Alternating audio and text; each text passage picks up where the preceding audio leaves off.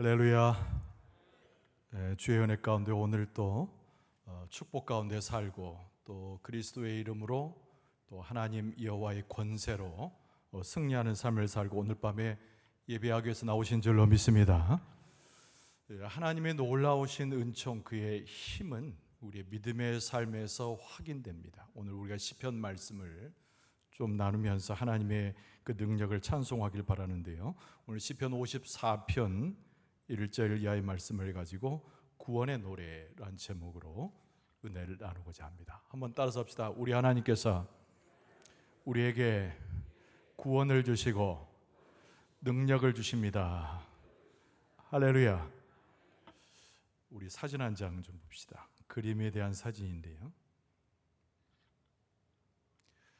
오늘 주제에 합당한 다윗의 한 면을 화가가 그린 그림을 찍어놓은 사진입니다.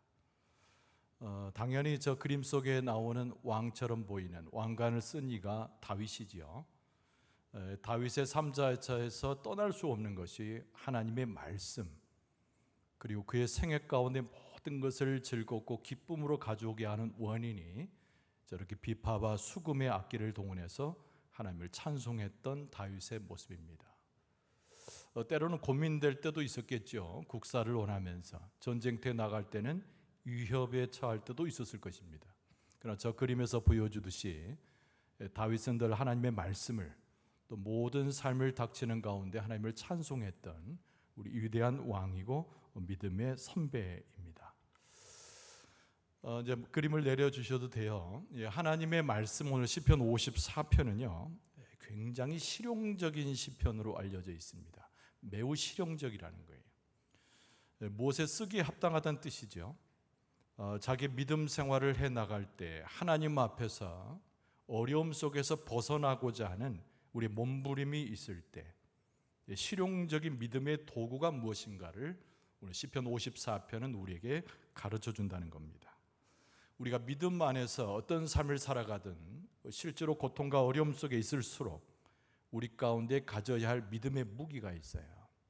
그것을 오늘 본문의 말씀은 세 가지로 일러서 우리에게 가르쳐 줍니다. 한번 따라서 합시다. 기도. 저녁 안 드시고 오셨지요? 목소리가 제 목소리보다 더 적어요. 너무 아는 낱말을 써서 그런가요? 그렇지 않죠. 세 가지니까 세 가지 낱말이 등장할 거예요. 자, 첫째는 뭐냐면 따라서 합시다. 기도. 그렇죠.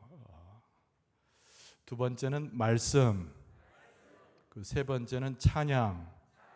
요거를 두 개로 압축을 하면 말씀에 기초한 기도와 찬양, 이렇게 요약해 볼 수 있습니다. 우리가 늘상 들었던 낱말이기도 하고 설교 시간에 또는 성경 공부를 할 때 많이 나타나는 낱말이기는 합니다만은 중심적인 거예요. 그리고 제가 앞서서 말씀드린 대로 우리가 믿음의 삶의 곤고함을 만날 때 그 상황에서 우리를 탈출시키는 영적인 무기, 그러니까 굉장히 실용적인 겁니다. 하나님의 말씀 위에 하나는 기도, 그리고 하나는 찬양, 세 가지를 기억하면 말씀을 포함해서 세 낱말입니다만은 두 낱말을 우리가 기억하고자 한다면 말씀 위에선 하나는 기도, 그리고 하나는 찬양, 이렇게 우리가 오늘 본문의 말씀을 보면서 기억할 필요가 있습니다. 여러분, 첫 번째로 다윗이 하나님 앞에 어떻게 그의 믿음의 처신을 했는가 보여주는 첫 번째 주제는 당연히 기도에 관련된 것이죠. 제목은 기도합시다, 이겁니다. 따라서 봅시다. 기도합시다. 100번 강조해도 지나침이 없고 자기 스스로에게 매일 아침마다 저녁에 잠을 자기 전에 스스로에게 자꾸 되뇌기면서 각오를 다지기 위한 매우 중요한 그런 제목이 기도합시다. 기도에 대한 얘기예요. 오늘 본문의 말씀 1절에서 3절까지 내용이 이 기도에 관련된 우리 시편 기자인 다윗이 우리에게 들려주는 매우 교훈적인 말씀이라고 할 수 있습니다. 여러분, 1절을 토대로 다윗은 기도를 어떻게 이야기했는가? 자기 자신을 구원해 주기 위한 기도를 하나님께 드렸다는 겁니다. 1절 말씀은 이렇습니다. 하나님이여 주의 이름으로 나를 구원하시고 주의 힘으로 나를 변호하소서 그랬어요. 주의 이름으로 나를 구원하소서. 기도의 무기를 사용할 때 자기를 구원해 달라는 기도하는 거예요. 자기를 구원해 달라고 기도하는 거예요. 근데 2절 말씀에 보면은 2절은요. 자기가 드리는 기도를 들어달라고 기도하는 거예요.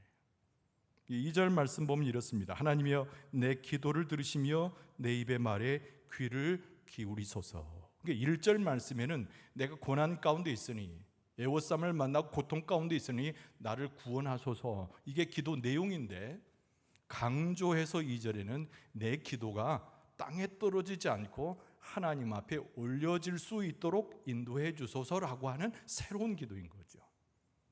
그리고 3절 말씀은 탄원하는 내용이 적혀져 있습니다.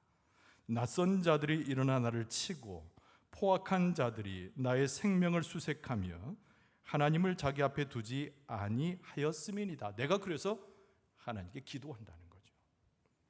근데 시편 86편에도 요 3절과 똑같은 구절이 거기에 기록이 되어 있습니다. 물론 우리나라 성경은 구격성서이기 때문에 낱말이나 표현은 좀 다르지만 똑같은 원본과 내용이 86편에도 나와요. 그리고 그 86편에는 우리나라 구격으로 번역된 내용 가운데 낱말을 조금 달리합니다.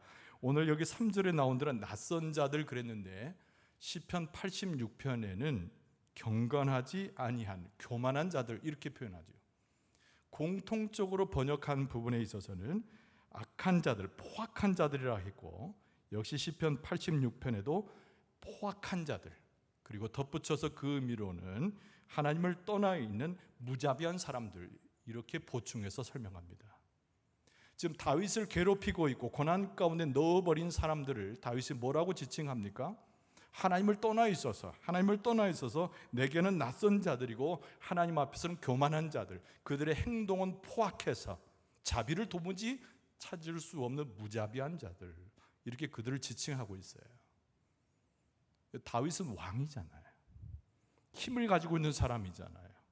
권력을 가지고 있고 군사를 거느리잖아요. 그럼에도 불구하고 하나님 앞에 나와서 어린 소년의 모습으로 하나님 앞에 기도하는 모습으로 엎드려지고 있습니다. 여러분 우리에게 필요한 것은 영적인 무기의 첫 번째는 기도이지만 이 다윗의 기도의 모습을 본받을 수 있어야 돼요. 닮을 수 있어야 됩니다. 이 다윗이 가지고 있는 기도의 영성을 우리도 배울 필요가 있는 것이지요. 아주 낮아져 있는 모습으로 하나님 앞에 자기를 에워싸고 있는 사람들에 대한 이야기를 소고상히 하나님께 올려드리고 있다는 겁니다. 물론 오늘 본문의 말씀은요, 시편 54편은 배경을 가지고 있습니다. 막연하게 시를 쓰다가 내가 이렇게 어려움을 만나면 기도해야지 그래서 쓴 것이 아니고 실질적인 역사적인 어떤 정황과 이루어진 세계에 대한 배경을 가지고 있어요. 여러분 그것이 사무엘상입니다. 특히 사무엘상의 23장을 전후로 해서 그 배경이 오늘 시편 54편의 배경이 되고 있습니다. 거기 내용이 어떤 내용이냐면 우리가 잘 아는 대로 다윗이 사울이 쫓아오는 것에 피해 다니는 도망자의 신세가 전제되어 있습니다. 여러분 다윗이 어디로 도망갑니까? 예루살렘 서쪽으로 진을 치고 도망을 가지요. 근데 우리가 잘 알다시피 다윗 주변에 사울에게 핍박받았던 사람들, 고통당했던 사람들이 몰려듭니다. 근데 다윗이 군사 조직을 만들어요. 근데 매우 엉성합니다. 왜냐하면 절름발이 그리고 병든 사람들, 노인들 피해를 받고 옥고를 치루어서 사람의 구실을 할 수 없는 사람들이 훨씬 많았기 때문에 다윗이 조직한 군대는 허술하게 짝이 없었어요. 그러나 군사 조직을 합니다. 근데 다윗과 함께했던 사람들이 하나의 광경을 보게 되는데요.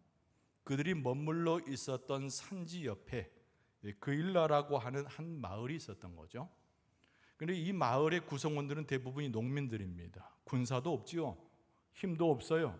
능력도 없습니다. 그런데 블레셋이 그 마을을 침공한 것입니다.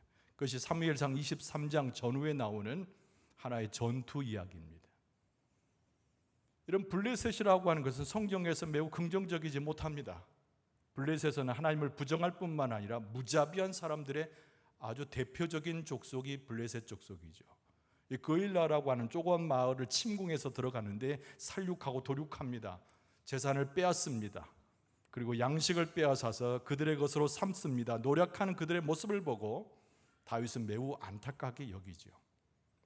고통을 당하는 자들의 모습을 직접 보게 된 겁니다. 신음하고 강자에 의해서 쓰러져가는 약자의 표상을 보는 거죠. 마치 자기의 모습을 보는 듯합니다. 사울에서 쫓겨나간 자기의 허망한 모습을 그일라 사람들에게서 보게 되는 거예요. 그래서 다윗이 참다 못해서 하나님 앞에 달려갑니다. 그리고 하나님 앞에 기도를 하게 되죠. 그것이 사무엘상 23장 2절 말씀이죠. 거기 보면은 다윗이 하나님 앞에 나가서 이렇게 기도했다라고 쓰고 있습니다. 내가 가서 이 블레셋 사람을 치리까? 이렇게 물어요.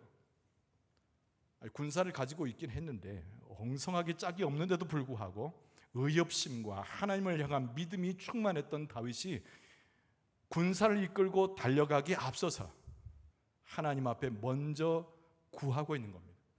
자기가 구성한 군사들의 그래도 장군들이 있었을 거 아니에요? 장군들과 의논하기 전에 하나님 앞에 나아가서 먼저 기도하는 거예요.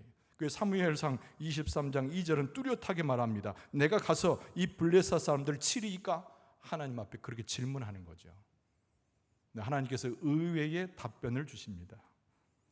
그 2절 하반절에 보면 여호와께서 다윗에게 이르시되 가서 블레셋 사람들을 치고 그일라를 구원하라, 그렇게 말씀하셨다는 겁니다. 용기를 가지고 다윗이 원정을 나섭니다. 근데 다윗을 따랐던 많은 사람들 중에 장군이나 제법 우두머리 있는 사람들은 마음이 편치 않았어요.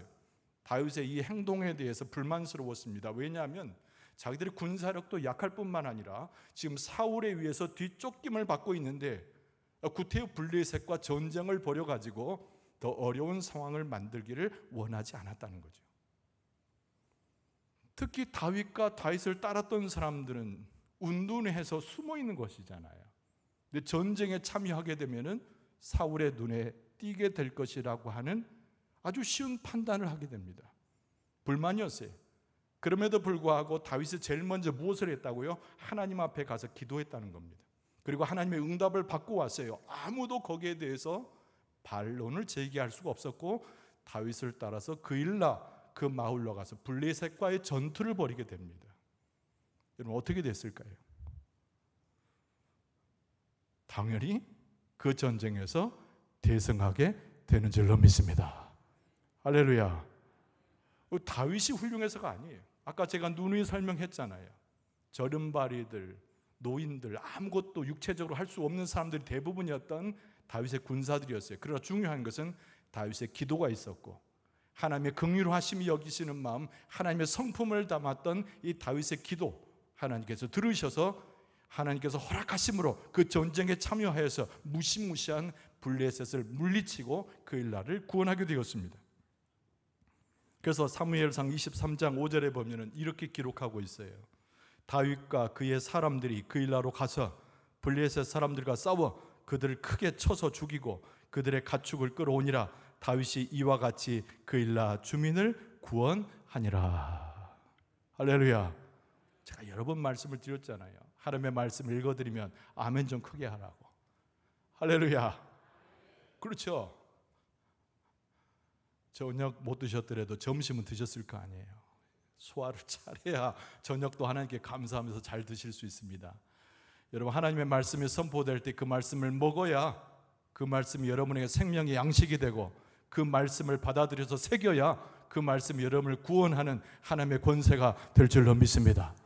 하나님께서 허락하신 전쟁이에요. 하나님께서 이미 가라고 출정하라고 명하신 전쟁이에요. 그러니까 다윗과 그 군사가 대단해서 블레셋을 이긴 것이 아니고 그일라의 전투에서 그일라 사람들을 구원하고 블레셋을 물리친 것은 하나님의 역사요 하나님의 권세의 증거인 줄로 믿습니다. 그런데 문제가 생겼죠. 어떤 문제가 생겼냐면 다윗의 부하들이 걱정했던 것처럼 그들의 위치가 발각이 되어서 사울에게 알려지게 되었습니다. 운둔해 있어야 되잖아요. 사울의 눈을 피해서 도망자들이니까. 그리고 그 전쟁에서 이기는 것까지는 좋은데 그일라 사람들을 구원시킨 건 좋은데 그들의 위치가 탄로나고 그들의 행동과 전투의 이야기가 저 사울 왕에까지 알려지게 된 것입니다. 사울 왕이 준비를 합니다. 무슨 준비를 합니까? 출정을 해서 다윗을 죽이고자 하는 준비를 하게 되지요. 여러분, 이 가운데 큰 실망하는 일들이 벌어집니다. 그것이 뭐냐 하면 그일라 사람들의 태도와 그일라 옆에 있었던 10황무지에 살았던 사람들의 태도 때문이지요. 여러분, 우리가 인지상정으로 가만히 생각해 보면 은혜를 입었으면 은혜를 갚아야 되잖아요. 여러분, 그렇지 않습니까? 그렇죠? 네, 그래요.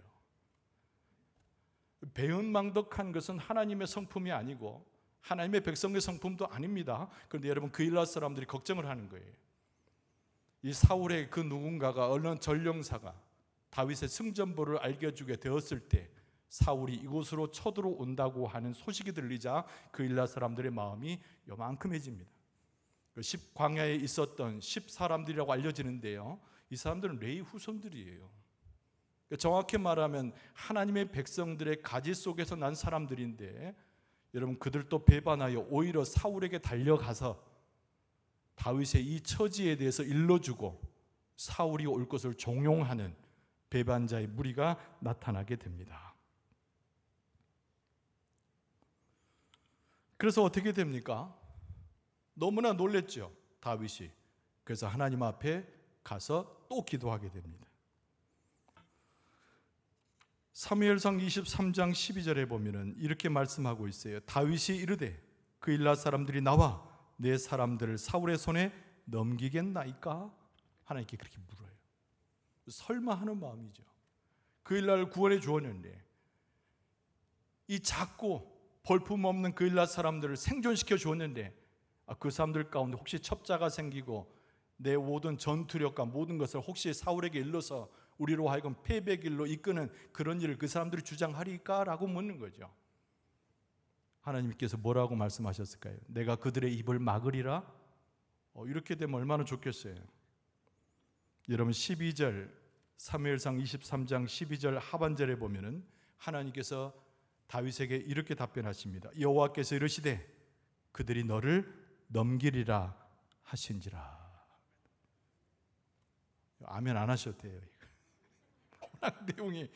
워낙 내용이 분통한 내용이라 그래도 아멘 하시면 좋죠. 하나님의 말씀이니까. 할렐루야. 고민되시죠? 이거 아멘 해야 되냐?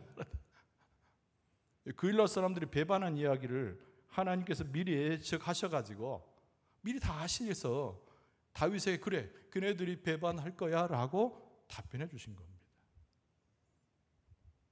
여러분, 아까 10사람들의 이야기를 했어요. 10평야에 거주하는 레위 후손이라고 일컫는 사람들, 그 사람들이 사울에게 가서 했던 이야기조차 성경에 자세히 나옵니다.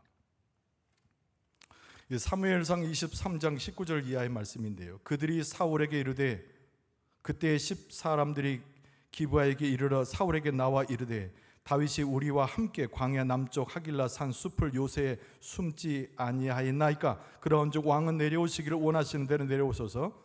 그를 왕의 손에 넘길 것이 우리의 의문이다. 이렇게 얘기했어요. 사울왕, 당신이 내려오면 우리가 다윗의 무리들을 당신 손에 내어드릴 텐데 우리가 응당해야 되는 일이지요. 어디 간신뱅이 소리가 들리는 듯한 그 구절이 여기에 등장하게 되는 거예요. 여러분, 하나님을 떠난 백성하고 하나님 안에 머무는 사람들의 대조적인 모습이 무엇인지 아십니까?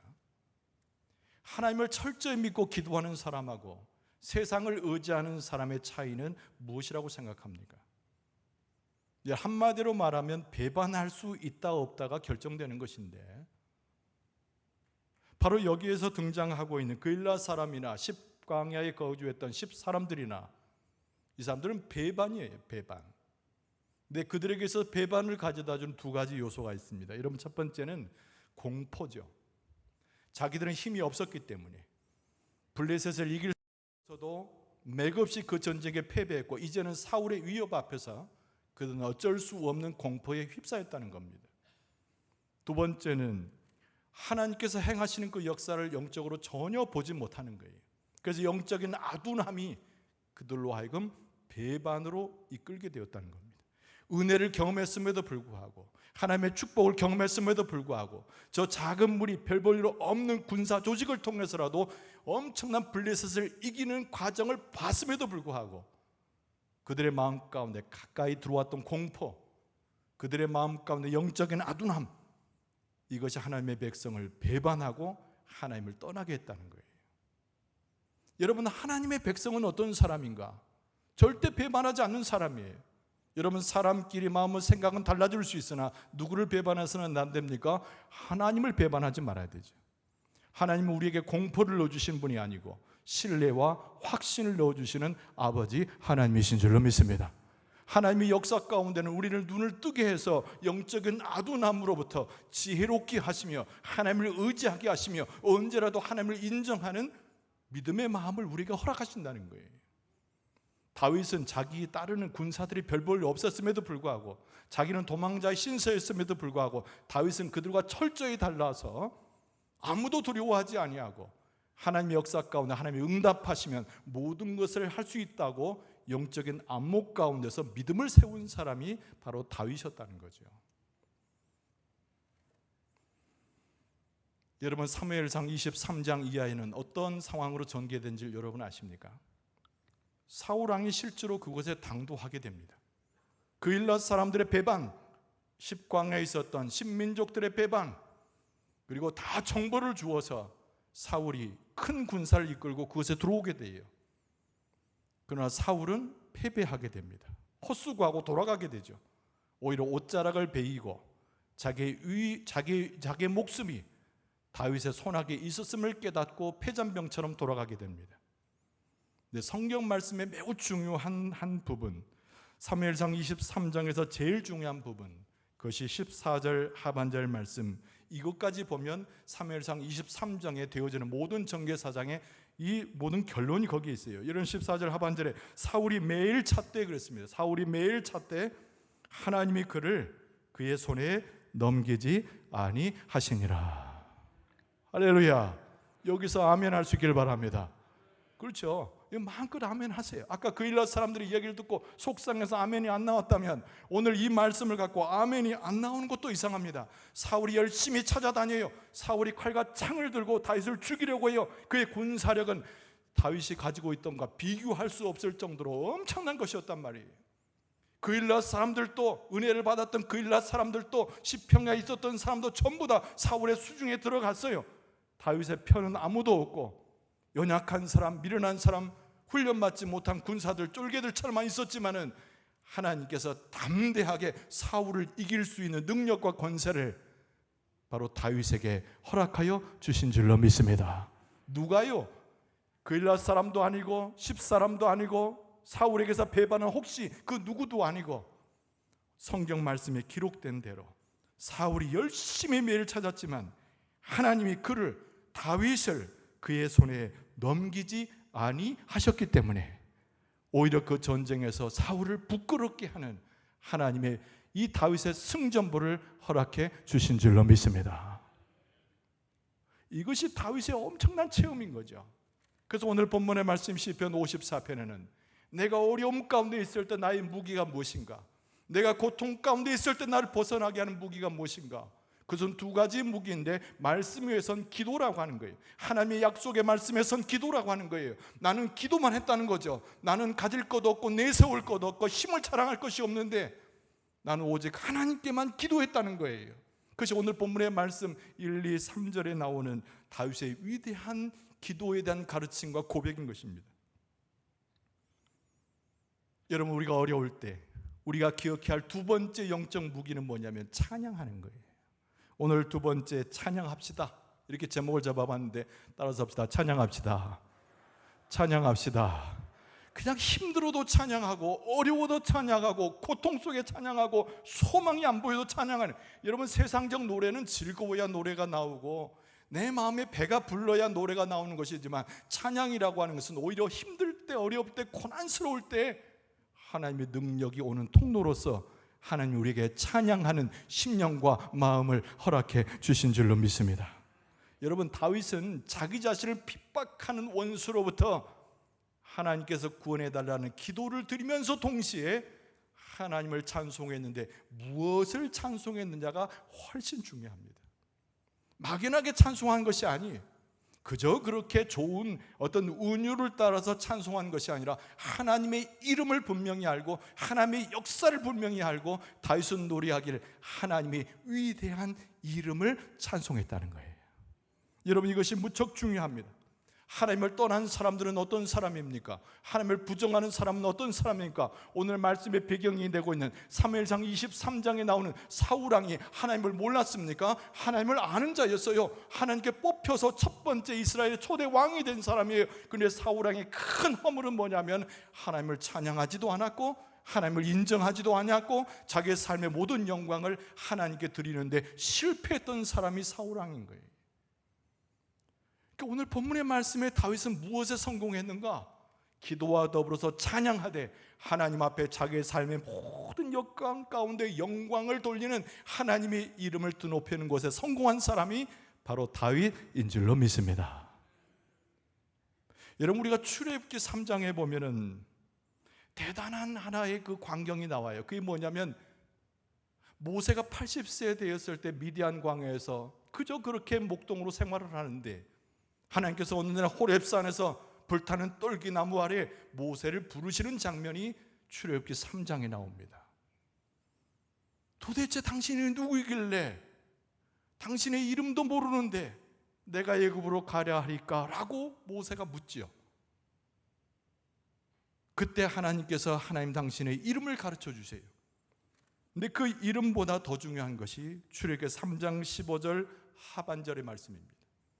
그때 모세에게 하나님께서 당신의 이름을 말씀하신 다음에 이렇게 말해요. 이는 나의 영원한 이름이요 대대로 기억할 나의 칭언이라. 할렐루야. 우리가 여호와 하나님의 이름을 아는 것이 중요한 것이 아니에요. 하나님께서 모세에게 일러주신 대로 내 이름은 영원한 것이고 대대로 기억하여 찬송받을 칭호다, 이렇게 말씀하신 거죠. 그러니까 우리가 하나님의 이름을 찬송하는 것이 중요하지 하나님의 이름을 기억하는 것이 더 중요한 것이 아닙니다. 우리는 하나님의 이름을 수없이 부르지만 아까 말한 사무엘상 23장에 나오는 사울처럼 하나님의 이름을 많은 사람들이, 대제사장들이 수없이 하나님의 이름을 불렀지만 하나님을 찬송하지 않으므로 하나님의 놀라운 역사와 그의 은혜의 역사와 축복의 역사가 다 지나가 버리고 말았던 것이에요. 그러나 다윗은 하나님을 찬송하면서 무엇을 찬송했는가? 오늘 아까 제가 소개한 출애굽기서에 나오는 모세가 하나님의 이름을 기억하여 찬송했듯이 대대의 그를 송축하며 대대의 하나님의 이름을 칭호를 불러서 찬송했듯이 오늘 다윗이 하나님의 이름을 부르는데 찬송하며 영광 돌리는 것에 성공하고 있는 줄로 믿습니다. 하나님을 신뢰하는 사람들, 어떤 사람을 하나님을 신뢰하는 사람이라고 말합니까? 나는 믿습니다 라고 고백하는 사람, 물론 하나님을 신뢰하는 사람이죠. 나는 하나님께 모든 것 맡깁니다 라고 말하는 사람, 신뢰하는 사람이죠. 그런데 하나님을 전적으로 신뢰하는 사람의 모습은 다른 것에서 나타나는 것이 아니라 하나님 당신의 이름을 내가 송축하오니 당신의 이름이 온 세상 가운데 편만하여 당신의 이름이 송축될지어다, 이렇게 외쳐대는 사람이 정말 하나님을 신뢰하는 사람이에요. 여러분, 출애굽기 15장에 보면은 위대한 찬송의 가사가 거기에 나옵니다. 여러분, 아까 말한 출애굽기 3장에 하나님을 만나서 하나님께로부터 보냄을 받은 모세가 출애굽이라고 하는 엄청난 하나님의 역사를 걸머지게 됩니다. 여러분, 우리가 기억하지만 모세가 주인공이 아닙니다. 출애굽의 주인공은 여호와 하나님이신 줄로 믿습니다. 모세의 위대함은 이스라엘 백성을 출애굽시키는 것에서 모세의 위대함이 있는 것이 아니, 모세는 그 장대한 역사 가운데서 하나님께서 이 일을 계획하시고 이루어 가신다는 것을 그 누구보다 알고 고백한 사람이었기 때문에 모세는 위대한 사람인 줄로 믿습니다. 그래서 모세를 따랐던 사람은 전부 여호와의 이름을 외우고 여호와의 이름을 찬송하고 출애굽기 15장에 나온 대로 하나님을 찬송하는 데 동참합니다. 여러분, 출애굽기 15장 19절 이하의 말씀은 15장 전체가 모세의 찬양이지만은 특별히 모세의 누이였던 미리암의 찬송이 아주 핵심적으로 나옵니다. 여러분, 제가 그것을 좀 읽어드리죠. 출애굽기 15장 19절에는 이렇게 나옵니다. 19절에 바로의 말과 병거와 마병이 함께 바다에 들어가매 여호와께서, 그랬습니다. 여호와께서, 굉장히 중요한 낱말이에요. 바닷물을 그들 위에 되돌려 흐르게 여호와께서 하셨으니, 그 말, 여호와께서 하셨으니 이스라엘 자손은 바다 가운데서 마른 땅으로 지나간지라. 할렐루야. 그랬더니 20절에 아론의 누이 선지자 미리암이 손에 소고를 잡음에 모든 여인도 그를 따라 나오며 소고를 잡고 춤추니, 21절이 중요합니다. 미리암이 그들에게 화답하여 이르되 너희는 여호와를 찬송하라. 그는 높고 영화로우시며 말과 그 탄자를 바다에 던지셨음이로다. 할렐루야. 그렇게 하였다라고 기록하는 거죠. 이런 모세 오경 아닙니까? 창세기, 출애굽기, 레위기, 민수기, 신명기, 모세의 5권 책인데 이건 광야에서 집필된 거예요. 이스라엘 백성들이 홍해를 지나서 광야로 돌아 40년 기간 동안 대제사장과 수많은 하나님을 신뢰하는 수많은 학자들이 모세 오경을 기록했는데, 그 출애굽기에 나타난 출애굽기 15장에 나오는 모세의 찬송, 미리암의 찬송을 기록하면서 여호와 하나님께서 이렇게 행하셔서 그들이 모든 민족이 하나님을 찬송했다라고 기록하고 있는 거죠. 여러분, 우리가 우리 후손들에게 무엇을 물려줍니까? 하나님을 향한 믿음을 물려주는 것이 최고의 유산인 줄로 믿습니다. 근데 그 믿음은 무엇으로 나타납니까? 오늘 다윗처럼 기도로 나타나고, 말씀에 기초한, 하나님의 역사에 기초한 찬송으로 나타나는 것이 진정한 믿음의 유산인 줄로 믿습니다. 여러분, 오늘 본문의 말씀으로 돌아오면 6절 말씀과 7절 말씀에 다윗이 이렇게 노래합니다. 내가 낙헌제로 주께 제사하리다 그랬어요. 여호와여 주의 이름에 감사하오리니 주의 이름이 선하심이니라. 여러분, 7절 보기 전에 6절에 나오는 낙헌제가 무엇입니까? 여러분, 감사제와 유사한 거예요. 근데 낙헌제는 자발적으로 아무것도 바라지 않는 상태에서 하나님을 찬송하고 높이는 제사가 낙헌제입니다. 아무것도 바라지 않아요. 누가 시키지 않고 자발적으로 하나님 앞에 나가 동물의 피 제사를 드리는데, 하나님의 영광을 드러내고 하나님께서 혹시 축복하지 않으셔도 나는 하나님을 찬송합니다 라고 나가는 제사가 낙헌제인 거예요. 오늘 다윗이 온 백성과 함께 하나님 앞에 제사로 찬송드리고 올려드리면서 다른 제사가 아닌 낙헌제로 하나님 앞에 주께 제사하리다. 여호와여 주의 이름에 감사오리니 주의 이름이 선하심이다. 그러면서 7절 말씀에 참으로 주께서는 모든 환난에서 나를 건지시고 내 원수가 보응받는 것을 내 눈이 똑똑히 보게 하셨나이다. 할렐루야. 하나님은 저 멀리 있어서 나와 상관없는데 하나님은 위대하실 거야, 하나님은 대단한 분이실 거야, 내가 알지 못해도 내 뒤에서 역사하실 거야. 여러분, 그 믿음은 반쪽 믿음인 거예요. 오늘 여기서 다윗이 고백한 대로 하나님의 역사는 뚜렷한 것이고 이방 사람들 볼만한 것이고, 내 눈으로 보았더니 똑똑히 보아서 하나님의 역사를 보았으니 내가 자발적으로 하나님의 이름을 높이고 하나님을 찬송하는 것은 너무나 당연한 하나님을 신뢰하는 백성의 모습 아닌가. 할렐루야. 이거 하나님을 높이는 거예요.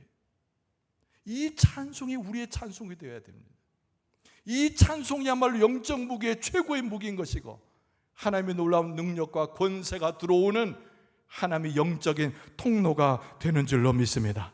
여러분, 시편 34편에도 보면은 유사한 시가 거기서 등장하고 찬송이 나옵니다. 시편 34편 1절과 2절을 제가 읽어드리면, 내가 여호와를 항상 송축하며 내 입술로 항상 주를 찬양하리이다. 요 1절 말씀은 내가 어느 때든지 항상 찬송하겠다는 거예요. 내가 기쁠 때 찬송하는 거 쉽습니다. 내가 만족하고 소출이 손에 넘쳐나면 찬송이 저절로 나오는 것 같지요. 그러나 모든 것을 잃어버렸을 때, 고난 중에 있을 때, 병으로 내 육체의 건강을 상실했을 때 하나님을 높이는 거, 하나님을 찬송하는 거 너무 중요한 거예요. 그 시편 34편 1절은 항상 주를 찬송한다는 거죠. 2절 말씀에 보면은 내 영혼이 여호와를 자랑하리니 곤고한 자들이 이를 듣고 기뻐하리로다. 여호와의 이름을 어떻게 한다고요? 여호와를 자랑한다는 거예요. 여러분, 전도 하는데 여러분, 전도란 말 쓸 필요도 없어요. 우리가 하나님의 역사를 똑똑히 보고 하나님의 일을 직접 체험하고 하나님께 기도했더니 들어오서 응답하시는 놀라운 은혜를 체험하여 하나님을 자랑하게 되면 그 자랑이 하나님을 믿는 백성들만 공감하는 것이 아니라 세상에 있는 자들도 부러워하고 심지어는 곤고함에 처해 있는 자들도 기쁨을 회복하게 되는 줄로 믿습니다. 전도가 딴 것이 아니라 하나님을 자랑하는 거예요. 내게 역사하셨던 하나님을 자랑하는 거예요. 하나님께서 우리 교회를 세워주시고 우리에게 부흥을 주시고 내 삶에 즐거움을 주시고 해방을 주시고 기쁨을 되찾을 것이라는 믿음의 확신 가운데 하나님을 찬송하는 것이 진정 하나님을 자랑하는 것인 줄로 믿습니다. 여러분, 하나님을 높이고 찬송하면 세 가지 축복이 들어와요. 여러분, 첫 번째 축복은 뭔고 하니 내 곤고함과 어려움이 다 물러가면서 하늘로부터 기쁨과 즐거움이 차고 넘치게 될 줄로 믿습니다. 해보세요. 집에 가서 여러분의 골방에서 교회에서 해보세요. 하나님을 찬송해보세요. 그림을 높여보세요. 내 곤고함은 내가 알았던 아까 내 마음을 들끓었던 다 사라지고 하늘로부터 오는 놀라운 축복이 임하는데 그것이 놀라운 즐거움과 기쁨으로 회복되게 될 줄로 믿습니다. 둘째는 뭐냐면 하나님을 찬양하는 사람이 기도할 때 하나님께서 그 기도에 응답하지 않을 수가 없다는 거예요. 여러분, 우리가 기도할 때 하나님이 안 들으신다고 가정해 봅시다. 정말 슬픈 일이죠.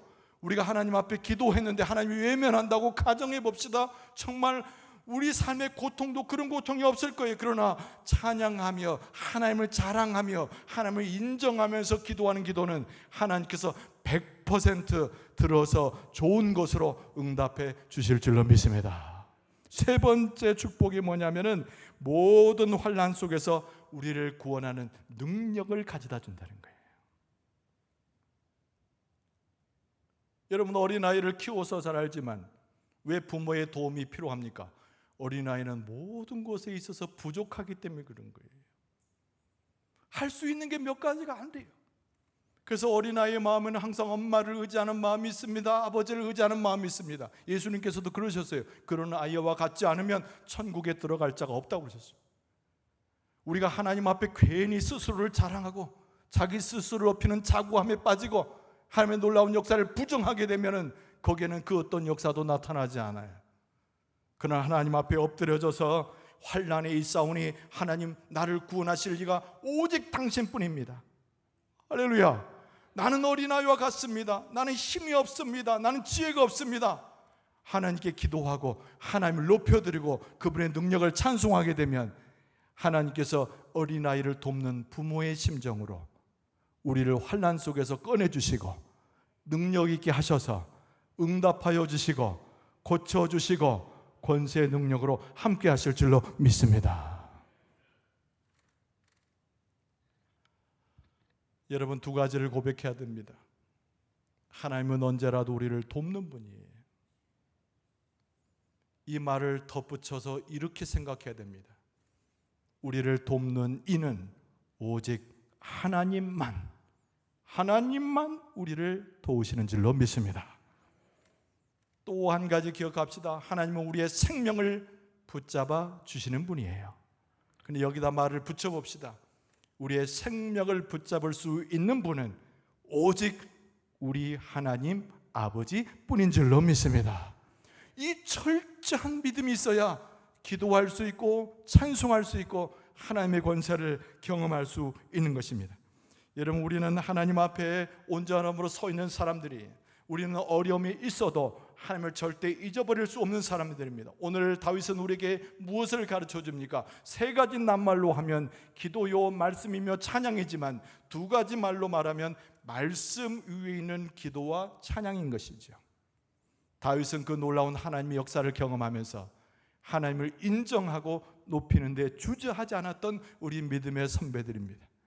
우리도 그 다윗의 뒤를 이어서 믿음으로 성공하되 기도와 찬양 가운데 승리하게 될 줄로 믿습니다.